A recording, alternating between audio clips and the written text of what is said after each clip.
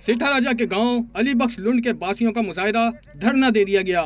मकीनों में दुलमुराद लुंड, नजीर लुंड, आबिद लुंड, नजीर अहमद और दीगर ने एहतजाज करते हुए कहा कि सेठारजा पुलिस ने चोरों को खुली छूट दे रखी है।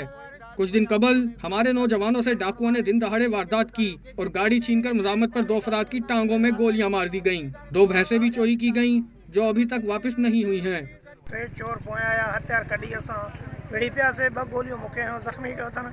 ॿियो वाजिद लुंड खे गोली लॻो आहे, तंहिंखां मोटरसाइकिल खाए आहिनि। असां रत ॻाड़ींदा वियासीं थाणे ते, अॼु ताईं दाद फ़रियाद न पिया ॿुधनि।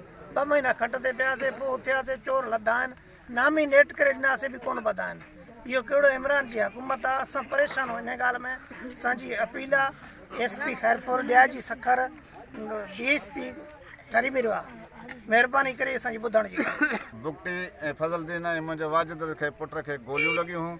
उहे गाॾी बि गुम आहे, चोर बि हथ नथा ॿधनि, गाॾी बि गुम आहे ऐं हुननि खे हुन सां नाजाइज़ थी आहे। ऐं उन खां पोइ वरी मुंहिंजा छोकिरा आहिनि जेके मुंहिंजे ॻोठ जा साबन आहे बि वीचारो हिन महिल छोरो छिनो, उन जूं 2 मेहूं उनखे ॿधी ज़बरदस्ती ऐं मेहूं 2 काहे ऐं रोड ते वञी मस्दान में विझी ऐं चोर काहे विया।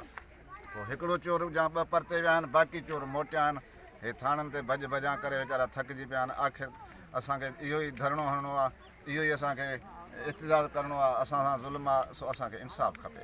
जबकि सेठारजा पुलिस डाकुओं के साथ मिली हुई है। डाकू पुलिस डकैती में हिस्सा भाई हैं। पुलिस उल्टा हमसे पैसा लेकर कोई केस नहीं बनाना चाहती है और हमें तंग कर रही है। हमें इंसाफ दिया जाए। उन्होंने मजीद कहा कि तजाक ना किया गया तो मेहरान नेशनल हाईवे ब्लॉक करके धरना दिया जाएगा।